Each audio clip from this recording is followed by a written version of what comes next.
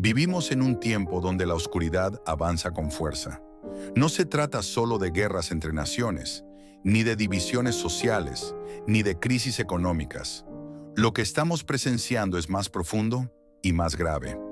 Es una guerra espiritual que envuelve a toda la humanidad. Una batalla invisible pero real, donde principados y potestades de maldad se levantan contra el propósito de Dios. Muchos hombres y mujeres lo sienten sin poder explicarlo. Una presión en el alma, un peso en la mente, una lucha en el corazón. Lo que vemos en el mundo natural es apenas el reflejo de lo que ocurre en lo espiritual. El apóstol Pablo lo declaró con claridad en Efesios 6:12. Porque no tenemos lucha contra sangre y carne, sino contra principados, contra potestades, contra los gobernadores de las tinieblas de este siglo, contra huestes espirituales de maldad en las regiones celestes. Esta verdad es ineludible. Nuestra guerra no es contra personas, sino contra espíritus malignos que buscan controlar naciones, corromper sistemas y oprimir almas. El libro del Apocalipsis revela este conflicto con imágenes impactantes. Apocalipsis 12, 7-8 nos dice: Después hubo una gran batalla en el cielo. Miguel y sus ángeles luchaban contra el dragón, y luchaban el dragón y sus ángeles, pero no prevalecieron, ni se halló ya lugar para ellos en el cielo. La visión de Juan nos muestra que la guerra espiritual no es nueva. Comenzó en los cielos, y ahora se manifiesta en la tierra. El dragón, símbolo de Satanás, arrastra con él a multitudes, y su furia se intensifica porque sabe que le queda poco tiempo. Cuando miramos las noticias y vemos el aumento de la violencia, la corrupción de la moral, la confusión espiritual, el debilitamiento de la familia y la fe en crisis, no podemos ignorar que detrás de todo hay fuerzas de maldad que operan. Daniel 10:12-13 nos recuerda esta realidad cuando el ángel le dice a Daniel: Desde el primer día que dispusiste tu corazón a entender y a humillarte en la presencia de tu Dios, fueron oídas tus palabras, y a causa de tus palabras yo he venido.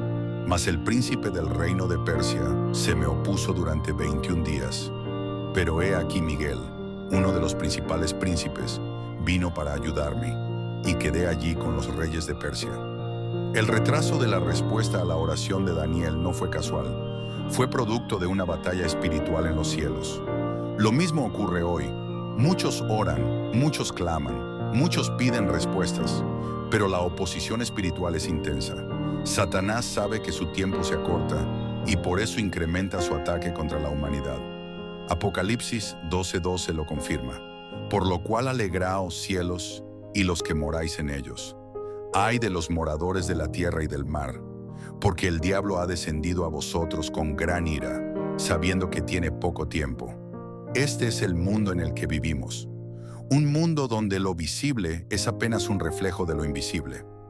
Una humanidad atrapada entre el bien y el mal, entre la luz y las tinieblas, entre la verdad y la mentira. Pero la palabra de Dios no nos deja sin armas. 2 Corintios 10:4 nos recuerda: Porque las armas de nuestra milicia no son carnales, sino poderosas en Dios para la destrucción de fortalezas.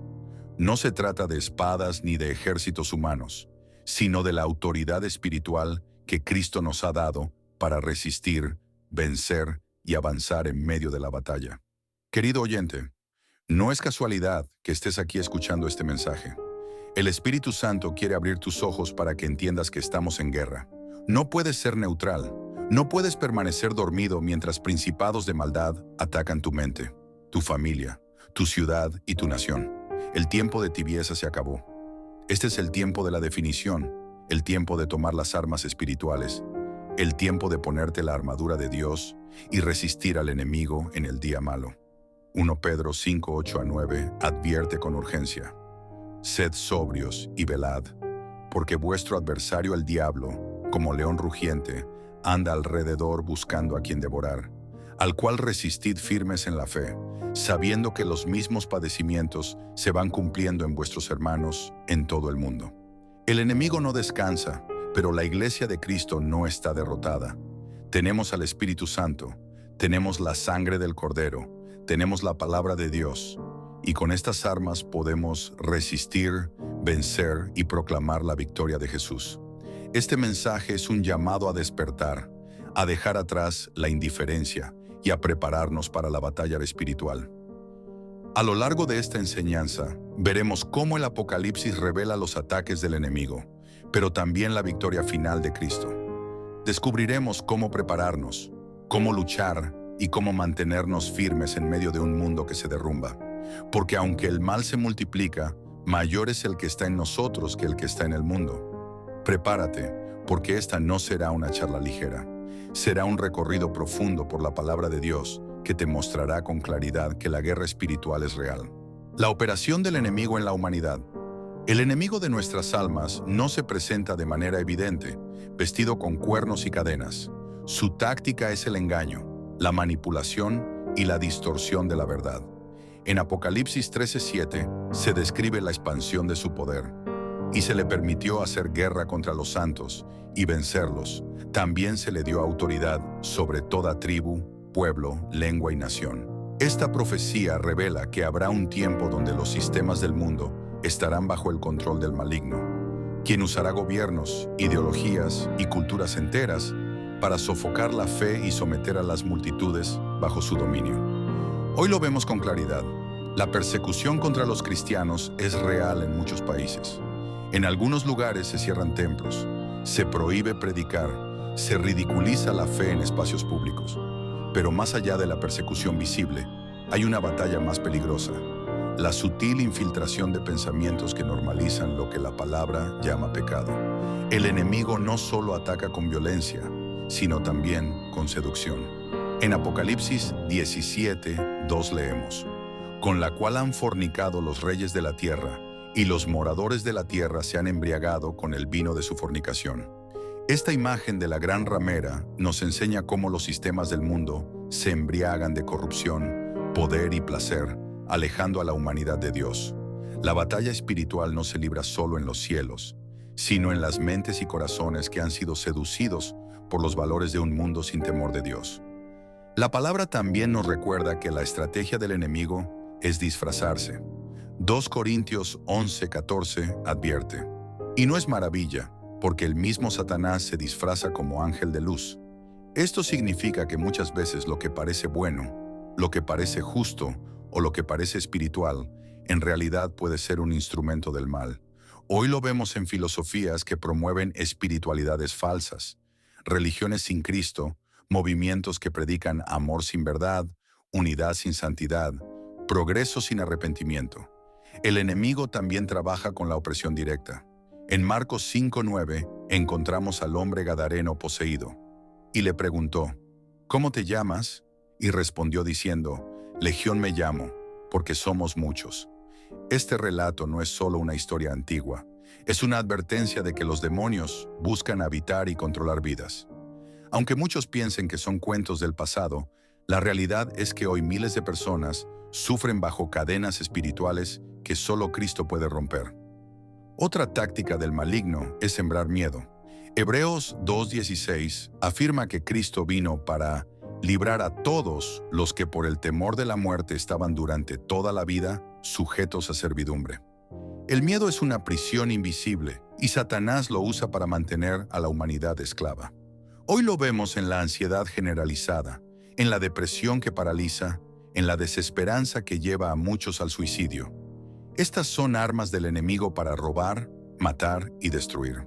Pero no podemos ignorar que el campo de batalla principal es la mente. Romanos 1:28 nos dice: y como ellos no aprobaron tener en cuenta a Dios, Dios los entregó a una mente reprobada para hacer cosas que no convienen. Cuando el hombre cierra su corazón a la verdad, su mente se oscurece, y en ese terreno fértil, el enemigo siembra confusión, mentira e incredulidad. Hoy vemos mentes cautivas de ideologías que llaman bien al mal y mal al bien. El Apocalipsis también describe cómo el enemigo manipulará con señales y prodigios. Apocalipsis 13:13 declara: también hace grandes señales, de tal manera que aún hace descender fuego del cielo a la tierra delante de los hombres. Este engaño será tan poderoso que muchos creerán en la mentira, porque sus corazones ya estarán predispuestos a rechazar la verdad. Esta es la señal de los tiempos. Un mundo que se maravilla ante lo espectacular, pero rechaza lo santo. Querido oyente, este no es un mensaje para sembrar miedo, sino para despertar. La guerra espiritual está activa en todos los ámbitos, en la cultura, en la educación, en los medios de comunicación, en la política, en la economía. Satanás sabe que su tiempo es corto y por eso intensifica su ataque. Pero nosotros no estamos indefensos. La palabra nos advierte, nos equipa y nos da las herramientas para resistir. El primer paso para vencer es reconocer que esta guerra existe. El mayor triunfo del enemigo es hacer creer que no está allí, que lo espiritual no importa, que todo puede explicarse con lógica humana. Pero cuando entendemos que nuestra lucha es contra huestes espirituales, abrimos los ojos y nos preparamos para combatir con las armas de Dios. La operación del enemigo en la humanidad. El enemigo de nuestras almas no se presenta de manera evidente, vestido con cuernos y cadenas. Su táctica es el engaño, la manipulación y la distorsión de la verdad. En Apocalipsis 13:7 se describe la expansión de su poder, y se le permitió hacer guerra contra los santos y vencerlos. También se le dio autoridad sobre toda tribu, pueblo, lengua y nación. Esta profecía revela que habrá un tiempo donde los sistemas del mundo estarán bajo el control del maligno, quien usará gobiernos, ideologías y culturas enteras para sofocar la fe y someter a las multitudes bajo su dominio. Hoy lo vemos con claridad. La persecución contra los cristianos es real en muchos países. En algunos lugares se cierran templos, se prohíbe predicar, se ridiculiza la fe en espacios públicos. Pero más allá de la persecución visible, hay una batalla más peligrosa: la sutil infiltración de pensamientos que normalizan lo que la palabra llama pecado. El enemigo no solo ataca con violencia, sino también con seducción. En Apocalipsis 17:2 leemos: con la cual han fornicado los reyes de la tierra, y los moradores de la tierra se han embriagado con el vino de su fornicación. Esta imagen de la gran ramera nos enseña cómo los sistemas del mundo se embriagan de corrupción, poder y placer, alejando a la humanidad de Dios. La batalla espiritual no se libra solo en los cielos, sino en las mentes y corazones que han sido seducidos por los valores de un mundo sin temor de Dios. La palabra también nos recuerda que la estrategia del enemigo es disfrazarse. 2 Corintios 11:14 advierte: y no es maravilla, porque el mismo Satanás se disfraza como ángel de luz. Esto significa que muchas veces lo que parece bueno, lo que parece justo o lo que parece espiritual, en realidad puede ser un instrumento del mal. Hoy lo vemos en filosofías que promueven espiritualidades falsas, religiones sin Cristo, movimientos que predican amor sin verdad, unidad sin santidad, progreso sin arrepentimiento. El enemigo también trabaja con la opresión directa. En Marcos 5:9 encontramos al hombre gadareno poseído, y le preguntó: ¿cómo te llamas? Y respondió diciendo: Legión me llamo, porque somos muchos. Este relato no es solo una historia antigua, es una advertencia de que los demonios buscan habitar y controlar vidas. Aunque muchos piensen que son cuentos del pasado, la realidad es que hoy miles de personas sufren bajo cadenas espirituales que solo Cristo puede romper. Otra táctica del maligno es sembrar miedo. Hebreos 2:16 afirma que Cristo vino para librar a todos los que por el temor de la muerte estaban durante toda la vida sujetos a servidumbre. El miedo es una prisión invisible y Satanás lo usa para mantener a la humanidad esclava.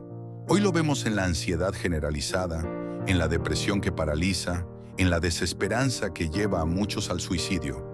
Estas son armas del enemigo para robar, matar y destruir. Pero no podemos ignorar que el campo de batalla principal es la mente. Romanos 1:28 nos dice: y como ellos no aprobaron tener en cuenta a Dios, Dios los entregó a una mente reprobada para hacer cosas que no convienen. Cuando el hombre cierra su corazón a la verdad, su mente se oscurece, y en ese terreno fértil, el enemigo siembra confusión, mentira e incredulidad. Hoy vemos mentes cautivas de ideologías que llaman bien al mal y mal al bien. El Apocalipsis también describe cómo el enemigo manipulará con señales y prodigios. Apocalipsis 13:13 declara: también hace grandes señales, de tal manera que aún hace descender fuego del cielo a la tierra delante de los hombres. Este engaño será tan poderoso que muchos creerán en la mentira, porque sus corazones ya estarán predispuestos a rechazar la verdad. Esta es la señal de los tiempos. Un mundo que se maravilla ante lo espectacular, pero rechaza lo santo. Querido oyente, este no es un mensaje para sembrar miedo, sino para despertar. La guerra espiritual está activa en todos los ámbitos: en la cultura, en la educación, en los medios de comunicación, en la política, en la economía. Satanás sabe que su tiempo es corto y por eso intensifica su ataque. Pero nosotros no estamos indefensos. La palabra nos advierte, nos equipa y nos da las herramientas para resistir. El primer paso para vencer es reconocer que esta guerra existe. El mayor triunfo del enemigo es hacer creer que no está allí, que lo espiritual no importa, que todo puede explicarse con lógica humana. Pero cuando entendemos que nuestra lucha es contra huestes espirituales, abrimos los ojos y nos preparamos para combatir con las armas de Dios. La armadura y la preparación del creyente. El enemigo ataca con astucia, pero Dios no ha dejado a su pueblo indefenso. En lugar de armas humanas, tenemos armas espirituales, y la más clara instrucción sobre ello se encuentra en Efesios 6:13. Por tanto, tomad toda la armadura de Dios, para que podáis resistir en el día malo, y habiendo acabado todo, estar firmes. Pablo no habla de una metáfora vacía, sino de un equipamiento real que cada creyente debe llevar si quiere mantenerse firme en medio de la batalla espiritual. La primera pieza es el cinturón de la verdad. Efesios 6:14 lo menciona. Estad, pues, firmes, ceñidos vuestros lomos con la verdad. En un mundo dominado por la mentira y la confusión, el creyente necesita abrazar la verdad de la palabra de Dios. Sin la verdad, todo lo demás se derrumba. La verdad nos da estabilidad y dirección, y sin ella el enemigo encuentra terreno para engañarnos. La segunda pieza es la coraza de justicia. Efesios 6:14 continúa: y vestidos con la coraza de justicia. La justicia de Cristo es la que cubre nuestro corazón. Satanás lanza acusaciones, recordando nuestro pasado, sembrando culpa y condenación. Pero cuando vestimos la justicia de Cristo, podemos enfrentar cada acusación con la certeza de que hemos sido justificados por la fe. La coraza protege nuestro corazón de la condena y nos recuerda que somos hijos de Dios. El calzado del Evangelio de la Paz es la tercera pieza. Efesios 6:16 señala: y calzados los pies con el apresto del Evangelio de la Paz. En tiempos de caos, el creyente debe caminar con firmeza, llevando esperanza donde reina la desesperanza. Así como los soldados necesitaban calzado firme para avanzar, nosotros necesitamos estar preparados para proclamar el Evangelio en cualquier circunstancia. Es nuestra misión, incluso en medio de la batalla. El escudo de la fe es indispensable. Efesios 6:16 afirma: sobre todo tomad el escudo de la fe, con que podáis apagar todos los dardos de fuego del maligno. Los ataques del enemigo vienen en forma de dudas, temores, mentiras, tentaciones. Cada uno es como un dardo encendido que busca penetrar nuestra mente. Pero la fe en las promesas de Dios actúa como un escudo que apaga esos dardos. Sin fe, nos volvemos vulnerables. Con fe, avanzamos protegidos. El yelmo de la salvación protege nuestra mente. Efesios 6:17 declara: y tomad el yelmo de la salvación. La mente es uno de los campos de batalla más atacados. El enemigo siembra pensamientos de derrota, de ansiedad, de incredulidad. Pero cuando llevamos el yelmo de la salvación, recordamos quiénes somos en Cristo y hacia dónde nos dirigimos. Nuestra mente se mantiene firme en la esperanza de la vida eterna. Finalmente, tenemos la espada del Espíritu. Efesios 6:17 continúa: y la espada del Espíritu, que es la palabra de Dios. Esta es la única arma ofensiva en la armadura, y con ella podemos derrotar al enemigo. Jesús mismo lo demostró en el desierto cuando enfrentó las tentaciones de Satanás, respondiendo con un escrito está. La palabra no solo nos defiende, sino que hiere y derrota al adversario. Además de la armadura, la oración constante es clave. Efesios 6:18 instruye: orando en todo tiempo con toda oración y súplica en el Espíritu, y velando en ello con toda perseverancia y súplica por todos los santos. La oración es el medio por el cual nos conectamos con el poder de Dios. Sin oración, la armadura pierde eficacia, porque la oración es la respiración del guerrero espiritual. Pero no basta con conocer la armadura, hay que usarla cada día. El creyente que se descuida en oración, en lectura bíblica, en santidad, se convierte en blanco fácil del enemigo. Santiago 4:7 lo recuerda con claridad. Someteos, pues, a Dios, resistid al diablo, y huirá de vosotros. Someterse a Dios es la clave para resistir. Cuando reconocemos su señorío, cuando nos rendimos a su voluntad, obtenemos la autoridad para enfrentar al enemigo. La preparación también implica vigilancia. Mateo 26:41 dice, velad y orad, para que no entréis en tentación. El espíritu a la verdad está dispuesto, pero la carne es débil. El enemigo aprovecha cada descuido, cada momento de debilidad, cada puerta abierta. Por eso Jesús mismo enseñó que la vigilancia y la oración son esenciales para no caer en la trampa del maligno. En esta guerra espiritual no hay espacio para la tibieza. Apocalipsis 3:16 lo advierte. Pero por cuanto eres tibio y no frío ni caliente, te vomitaré de mi boca. Cristo llama a su iglesia a una fe encendida, apasionada, firme. El creyente tibio es presa fácil, porque carece de compromiso real. Solo los que viven en comunión con Dios podrán resistir los embates de las tinieblas. Querido hermano, la batalla es real y exige preparación diaria. No basta con reconocer que hay guerra espiritual. Debemos armarnos, velar, orar y permanecer firmes en la fe. El enemigo no retrocede ante discursos, retrocede ante una iglesia llena del Espíritu Santo. Discernir las estrategias del enemigo. En toda guerra, conocer la estrategia del adversario es fundamental para vencer. De la misma manera, en la guerra espiritual necesitamos discernimiento para no caer en las trampas del enemigo. La Escritura nos revela que Satanás no siempre ataca de frente. Muchas veces utiliza la sutileza, el engaño y la confusión para apartar a los hijos de Dios del camino verdadero. Jesús mismo lo advirtió en Mateo 24:24. Porque se levantarán falsos cristos y falsos profetas, y harán grandes señales y prodigios, de tal manera que engañarán, si fuere posible, aún a los escogidos. Esto nos muestra que una de las principales armas del enemigo en los últimos tiempos será el engaño espiritual. No todos los que hablan en nombre de Dios realmente lo representan. Habrá señales, milagros y prodigios que no provienen del cielo, sino del infierno, diseñados para desviar a los creyentes. En 1 de Timoteo 4:1 encontramos otra advertencia.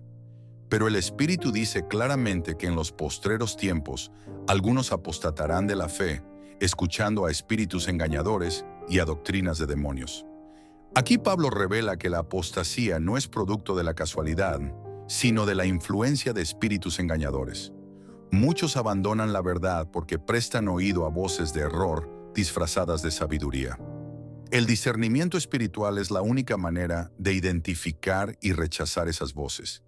El enemigo también utiliza la seducción del mundo. 1 Juan 2:16 lo resume así. Porque todo lo que hay en el mundo, los deseos de la carne, los deseos de los ojos y la vanagloria de la vida, no proviene del Padre, sino del mundo. Satanás sabe cómo usar los deseos humanos para atrapar corazones.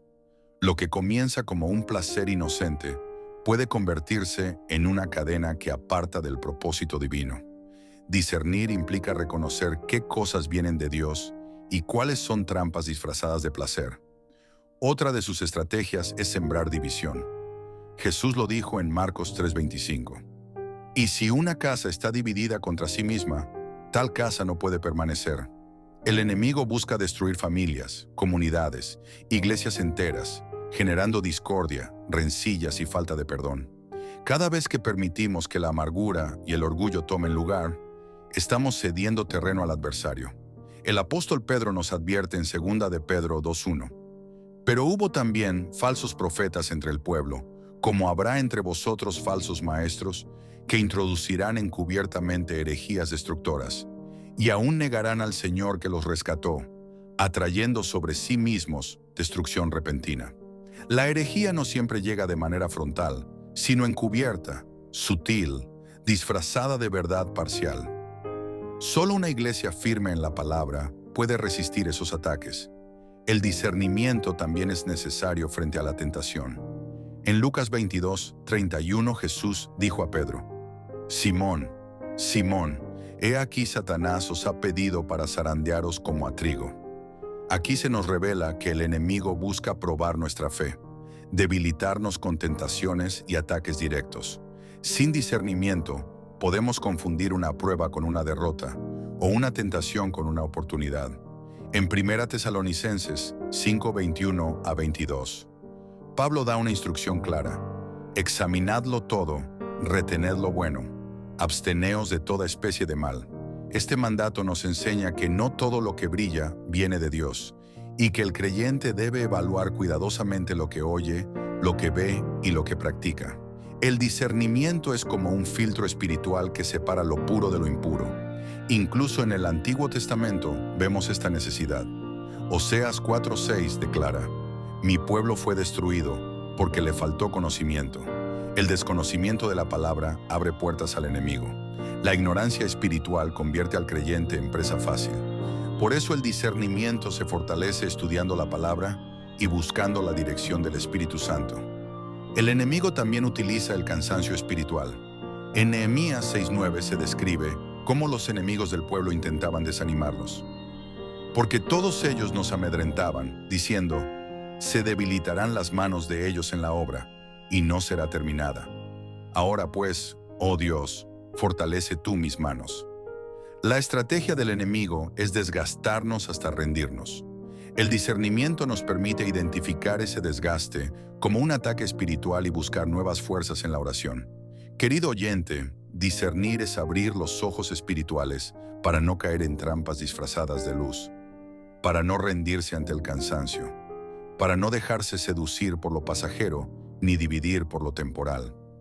El discernimiento se obtiene en oración, en comunión con el Espíritu Santo y en fidelidad a la palabra. La resistencia del creyente en la persecución. Una de las pruebas más grandes que enfrentan los hijos de Dios en esta guerra espiritual es la persecución. No siempre se manifiesta en cárceles o ejecuciones, aunque aún hoy en varias naciones los creyentes sufren hasta la muerte por causa de Cristo.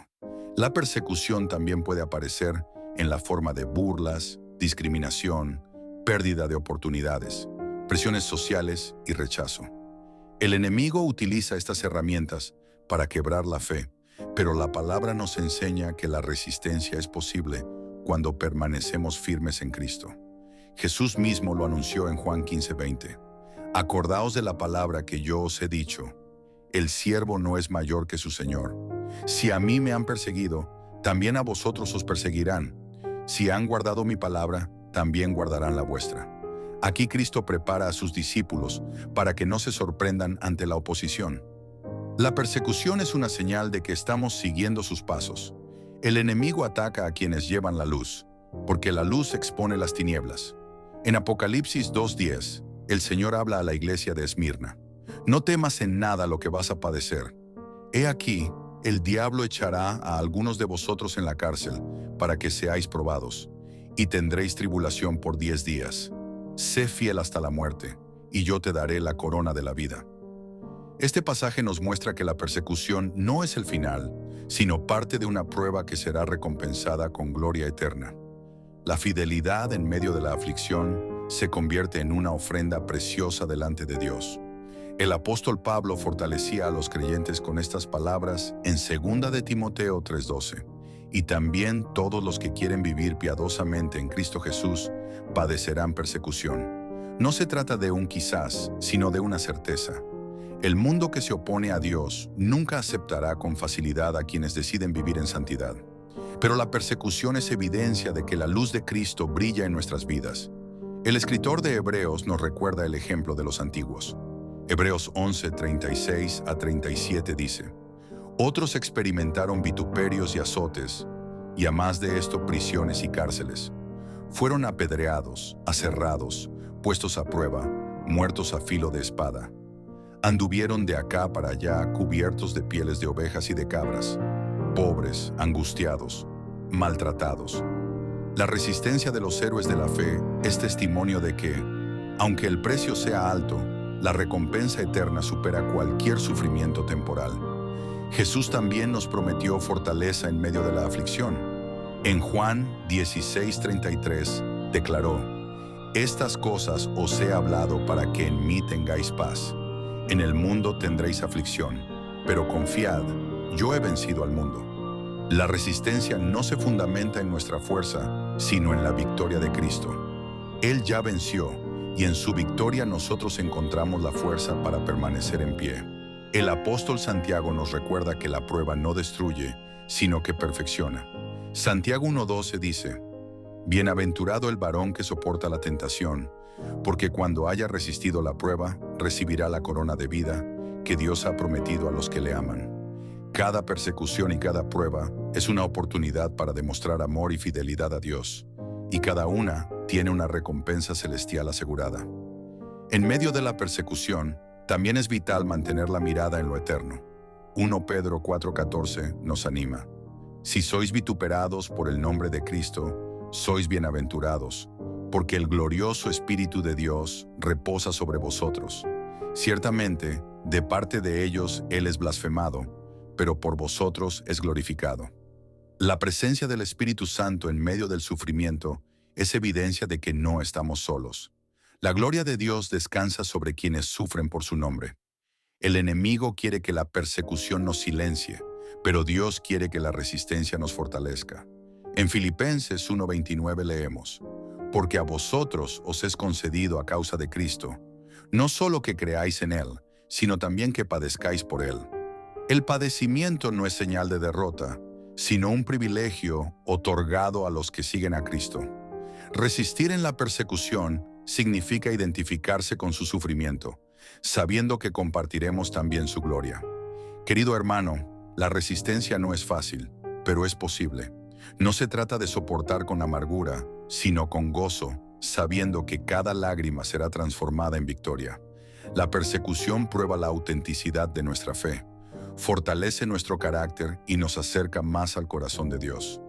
El enemigo busca destruirnos, pero Dios usa cada prueba para hacernos más fuertes y más semejantes a Cristo.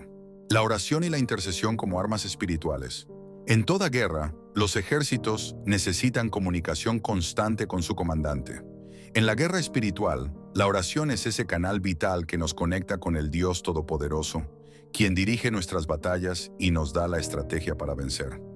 No es un simple acto religioso, sino un arma poderosa que derriba fortalezas, rompe cadenas y abre los cielos. Jesús enseñó la necesidad de orar con perseverancia en Lucas 18:1. También les refirió Jesús una parábola sobre la necesidad de orar siempre y no desmayar. La constancia en la oración es clave, porque el enemigo busca que nos cansemos y dejemos de clamar. Orar sin cesar significa mantener el corazón encendido en la presencia de Dios, sabiendo que cada palabra pronunciada en fe tiene impacto en lo espiritual. En el Antiguo Testamento vemos el poder de la intercesión. En Éxodo 17:11 se relata: «Y sucedía que cuando alzaba Moisés su mano, Israel prevalecía, mas cuando él bajaba su mano, prevalecía Amalec». La victoria de Israel dependía de las manos levantadas de Moisés en intercesión. Este pasaje nos enseña que las batallas no se ganan solo con armas humanas, sino con manos alzadas en oración delante de Dios. Jesús mismo nos mostró el ejemplo de la oración en los momentos más difíciles. En Lucas 22:44 leemos: «Y estando en agonía, oraba más intensamente, y era su sudor como grandes gotas de sangre que caían hasta la tierra».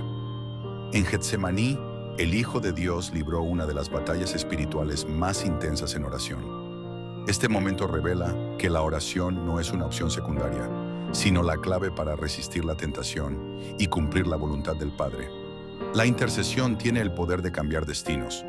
En Job 42:10 encontramos una promesa impresionante: «Y quitó Jehová la aflicción de Job cuando él hubo orado por sus amigos, y aumentó al doble todas las cosas que habían sido de Job». El sufrimiento de Job fue transformado en bendición cuando decidió interceder. La intercesión no solo bendice al otro, sino que también abre las puertas de restauración en nuestra propia vida. En Hechos 12:5 vemos cómo la iglesia primitiva enfrentaba la persecución con oración. Así que Pedro estaba custodiado en la cárcel, pero la iglesia hacía sin cesar oración a Dios por él. La oración de la iglesia desató un milagro cuando un ángel liberó a Pedro de la prisión. Este relato muestra que cuando el pueblo de Dios se une en intercesión, las cadenas físicas y espirituales se rompen. La oración también protege contra el desánimo y la ansiedad. Filipenses 4:6 nos aconseja: por nada estéis afanosos, sino sean conocidas vuestras peticiones delante de Dios en toda oración y ruego, con acción de gracias. El enemigo quiere llenarnos de preocupación para debilitarnos, pero la oración nos conecta con la paz que sobrepasa todo entendimiento, guardando nuestro corazón en medio de la batalla. El Espíritu Santo juega un papel fundamental en la intercesión. Romanos 8:26 lo explica. Y de igual manera el Espíritu nos ayuda en nuestra debilidad. Pues ¿qué hemos de pedir como conviene? No lo sabemos, pero el Espíritu mismo intercede por nosotros con gemidos indecibles. Cuando no sabemos cómo orar, el Espíritu Santo intercede a través de nosotros, asegurando que nuestras oraciones se alineen con la perfecta voluntad de Dios. La oración también es un arma contra las fuerzas demoníacas. En Marcos 9:29, Jesús dijo: este género con nada puede salir, sino con oración y ayuno. Algunos ataques espirituales no se vencen con simples palabras, sino con oración acompañada de ayuno, que rompe fortalezas y somete la carne para dar lugar al poder de Dios. Finalmente, la oración es la clave para el avivamiento. En 2 de Crónicas 7:14, nos recuerda la promesa de Dios: si se humillare mi pueblo, sobre el cual mi nombre es invocado, y oraren, y buscaren mi rostro, y se convirtieren de sus malos caminos, entonces yo oiré desde los cielos, y perdonaré sus pecados, y sanaré su tierra. En medio de la decadencia moral y espiritual del mundo, la oración del pueblo de Dios tiene el poder de traer sanidad a las naciones. Querido oyente, la oración no es una rutina vacía, es el arma que cambia atmósferas, que abre puertas, que derriba muros y que nos conecta con la victoria de Cristo.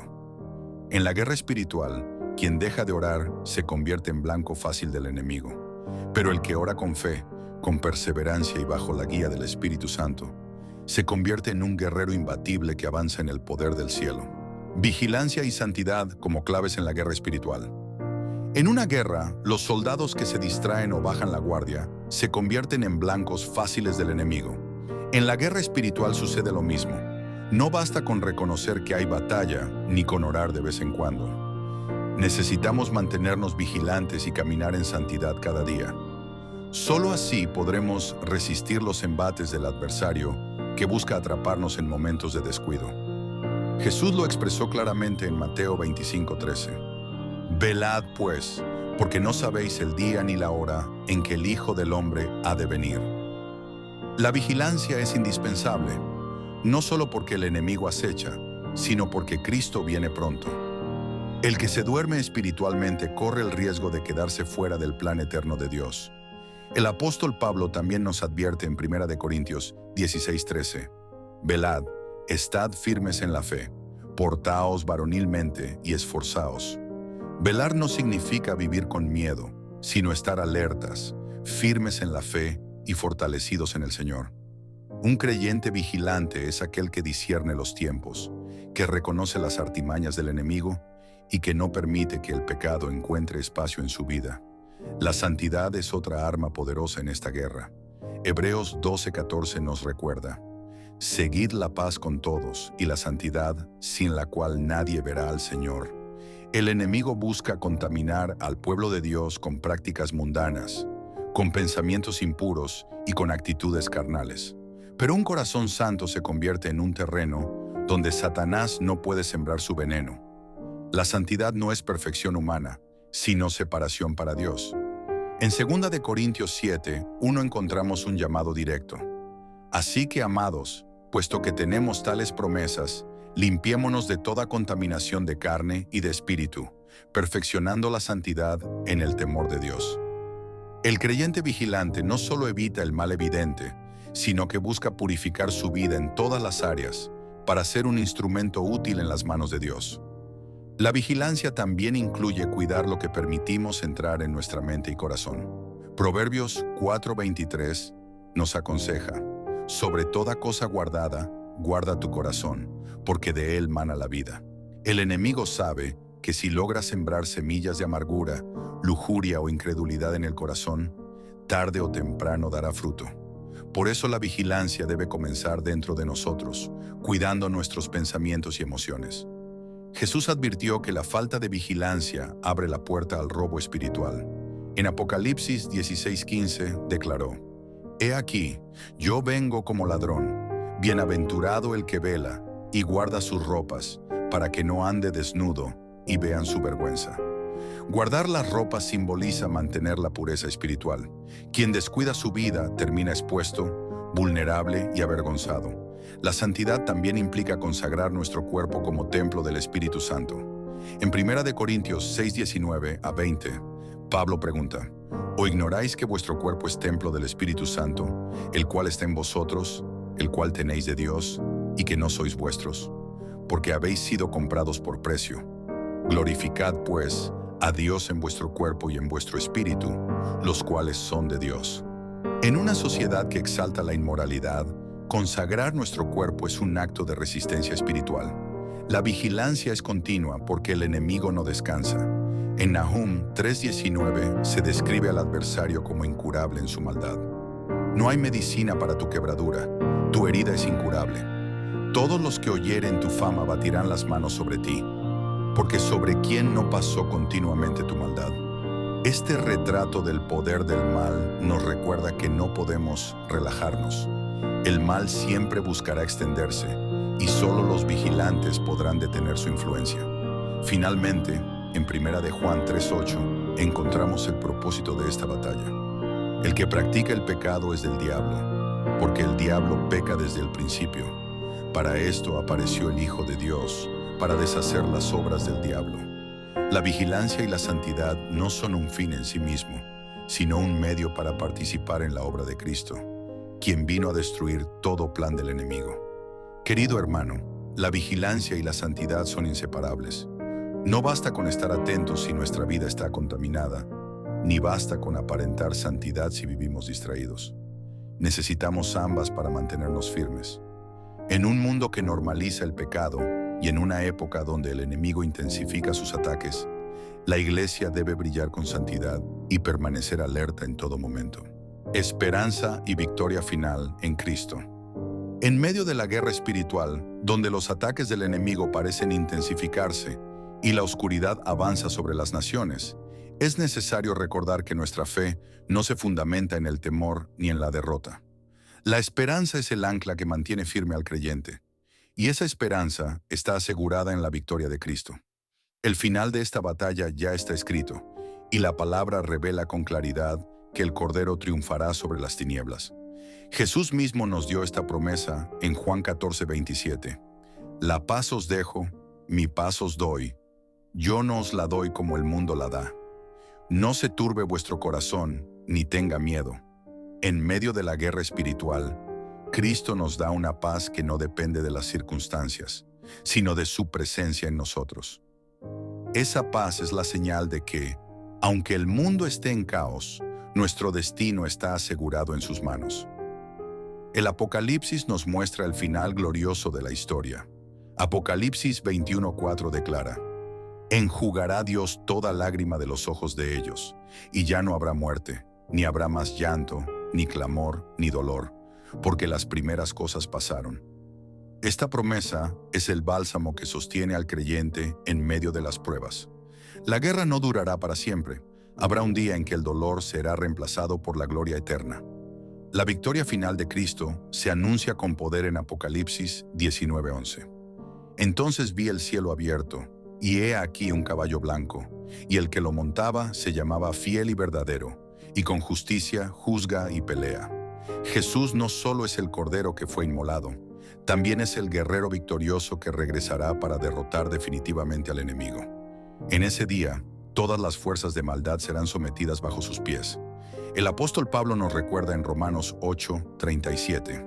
Antes, en todas estas cosas, somos más que vencedores por medio de aquel que nos amó. No somos simples sobrevivientes de esta guerra espiritual. Somos vencedores porque Cristo ya venció. Su amor nos asegura la victoria, y su sacrificio en la cruz despojó al enemigo de todo poder sobre nosotros. La esperanza también se fortalece con la promesa de la gloria futura. En 2 de Corintios 4:17 leemos: porque esta leve tribulación momentánea produce en nosotros un cada vez más excelente y eterno peso de gloria. Lo que hoy enfrentamos como sufrimiento no se compara con la gloria que nos espera. Cada lágrima, cada batalla, cada dolor se transformará en un testimonio eterno de victoria. El regreso de Cristo es nuestra esperanza suprema. En 1 de Tesalonicenses 4:16-17 se anuncia: porque el Señor mismo con voz de mando, con voz de arcángel y con trompeta de Dios, descenderá del cielo, y los muertos en Cristo resucitarán primero. Luego nosotros, los que vivimos, los que hayamos quedado, seremos arrebatados juntamente con ellos en las nubes para recibir al Señor en el aire, y así estaremos siempre con el Señor. La guerra espiritual no tendrá la última palabra. Cristo vendrá y su pueblo será levantado para reinar con él eternamente. El profeta Isaías también vislumbró esta esperanza. Isaías 25:8 anuncia: destruirá a la muerte para siempre, y enjugará Jehová el Señor toda lágrima de todos los rostros, y quitará la afrenta de su pueblo de toda la tierra, porque Jehová lo ha dicho. La victoria final incluye la derrota de la muerte misma, que será absorbida por la vida eterna. En medio de la batalla, esta esperanza debe mantenernos firmes.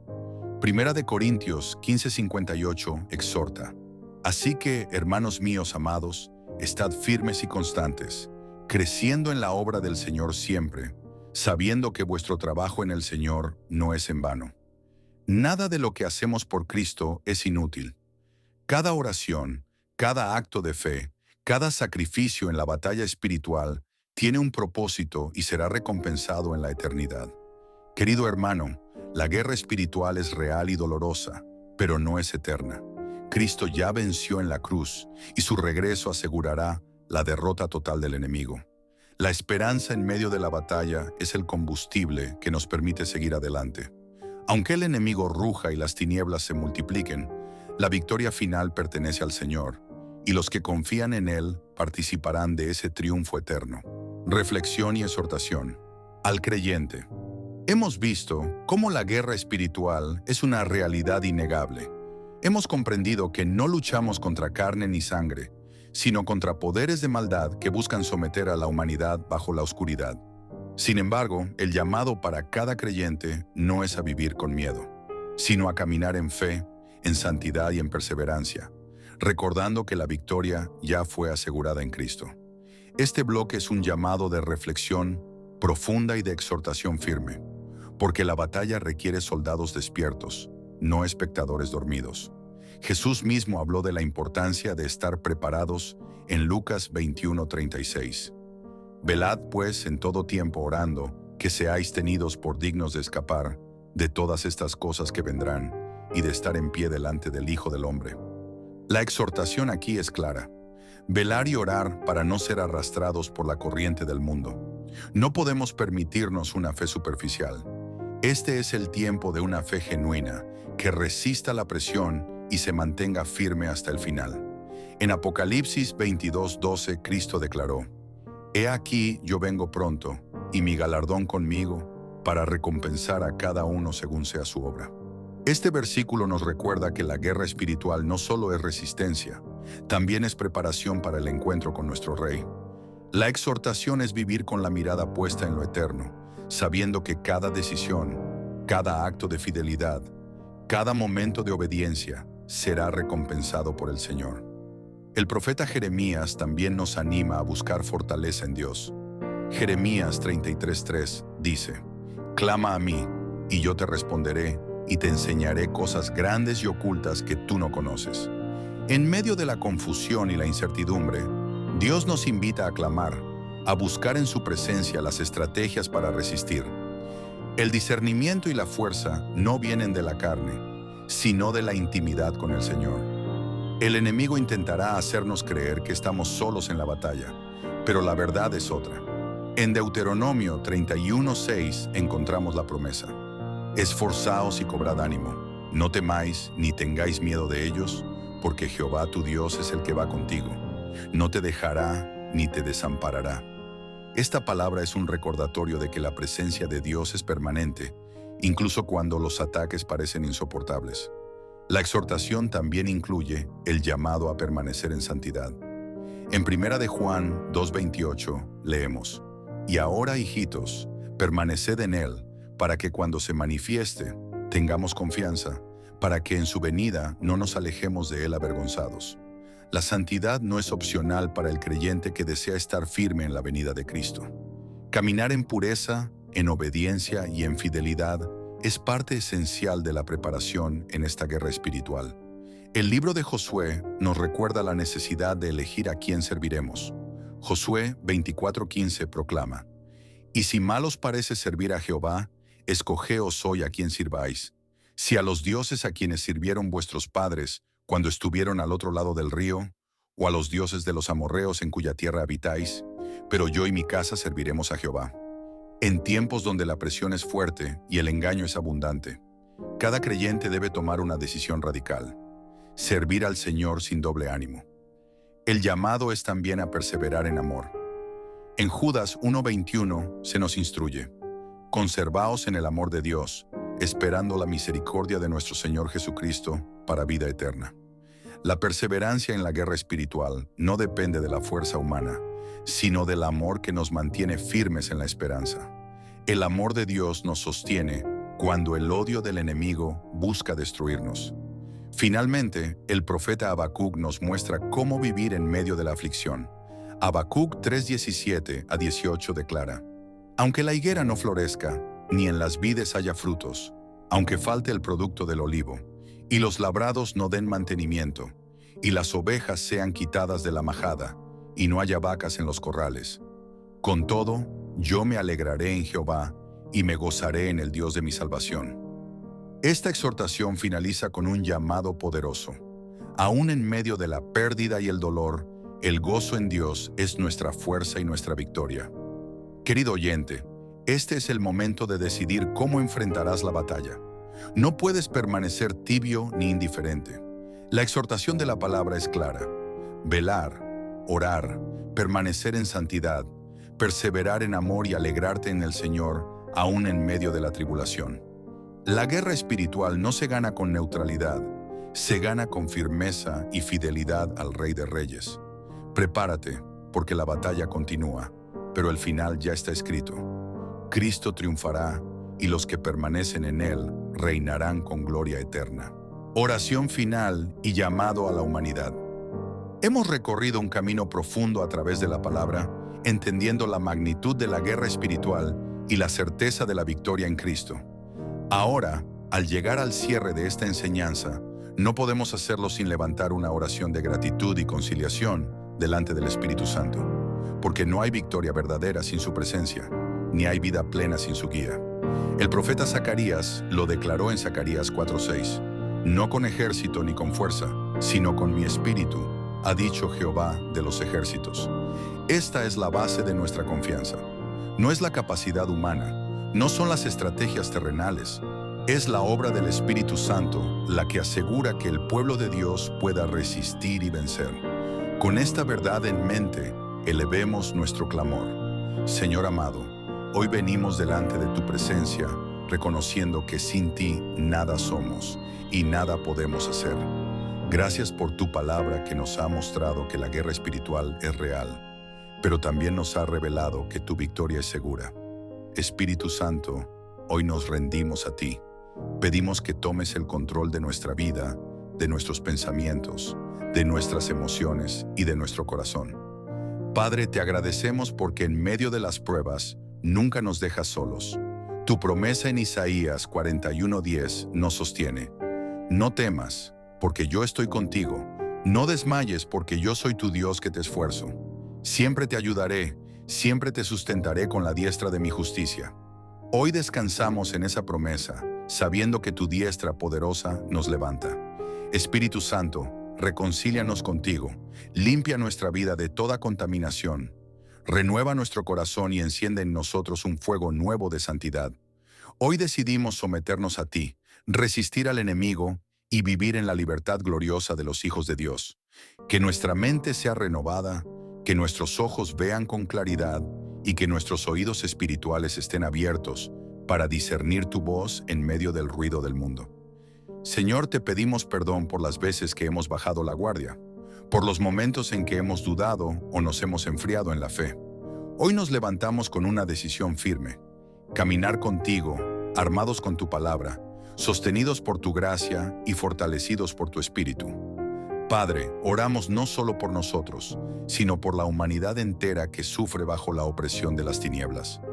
Ten misericordia de las naciones, rompe las cadenas de los cautivos, abre los ojos de los que están cegados y trae un avivamiento poderoso sobre la tierra. Derrama tu espíritu sobre hijos y hijas, sobre jóvenes y ancianos, sobre familias enteras, cumpliendo lo que anunciaste en Joel 2:28. Y después de esto derramaré mi espíritu sobre toda carne, y profetizarán vuestros hijos y vuestras hijas. Vuestros ancianos soñarán sueños, y vuestros jóvenes verán visiones. Señor Jesús, venimos a agradecerte por tu sangre derramada en la cruz, porque gracias a tu sacrificio tenemos acceso a la victoria eterna. Gracias porque despojaste a los principados y potestades, triunfando sobre ellos en la cruz. Gracias porque nos diste autoridad para hollar serpientes y escorpiones, y nada nos dañará mientras caminemos bajo tu voluntad. Hoy proclamamos en el nombre de Cristo que no somos víctimas, somos vencedores. No somos esclavos del pecado, somos hijos redimidos. No caminamos en derrota, caminamos en la victoria del Cordero. Espíritu Santo, llénanos de poder, de sabiduría y de valentía para enfrentar los tiempos que vienen.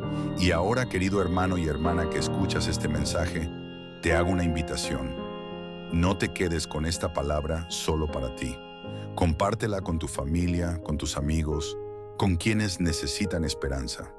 Haz que este mensaje llegue a más corazones, porque la batalla es de todos y la victoria es para aquellos que permanecen firmes en Cristo. Como dijo Jesús en Mateo 5:14, vosotros sois la luz del mundo.